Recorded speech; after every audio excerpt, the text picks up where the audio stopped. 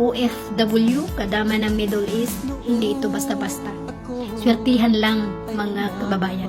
Tulad ng ating kababayan sa Dubai na pinalayas ng amo niya at nag-isti sa labas sa ilalim na mainit ang temperature ngayon ng panahon. Sa Saudi naman, nakita ko si Speedwolf, payat na payat ng ating kababayan dahil pinahirapan ng amo at hindi naman lang pinansin ng kanyang agency. Diba, isipin nila, naka-abroad na, maraming pera, pero hindi nila alam na pagtungtong sa Middle East, simula ng kalbaryo ni kabayan. Swertihan lang ng kabayan kung makaamo ng mabait.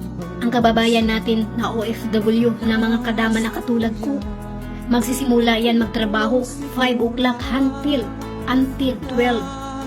Alam mo, minsanan lang ang among mabait na may awa sa kanilang maid.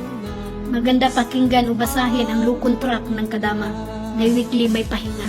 Kung talagang susundin yan nasa kontrata, ang swerte talaga ng ating mga kababayan na nagtatrabaho bilang kadama.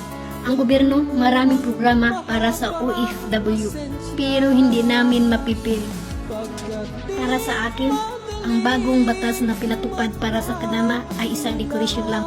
Dahil mostly sa amin ay hindi namin mapipilit na ito ay tumatalab na batas.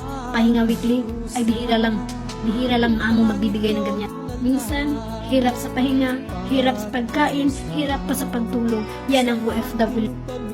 Kaya sa akin, ang law contract na bagong pinatupad ay isang dekorasyon lamang.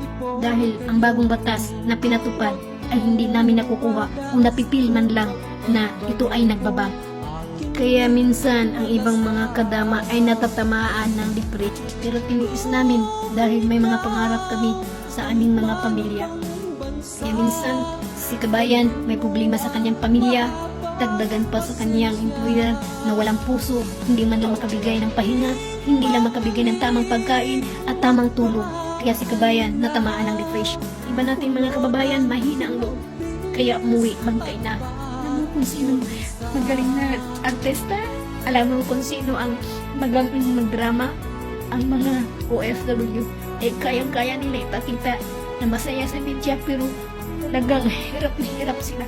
Yung ginagawa nila yan na para ipakita na strong determination para sa kanilang pamilya. Hindi sila ang paghihirap. Umaasa na makaya nila ang 2 years contract. Yung nakita niyo na kumakain ng kuto, hindi lang yan kung totoo talaga yan. Napatunayan ko yan dahil talagang isa ako na ganyan. Pero kaibahan ng lumalabat ako. Paano na ang taong tahimik lang at matakot lumabat? Natagal na ako nagtatrabaho bilang katulong dito sa Pilipinas. Hindi ko talaga nabipil na nagbabago at may bagong batas sa mga katulong.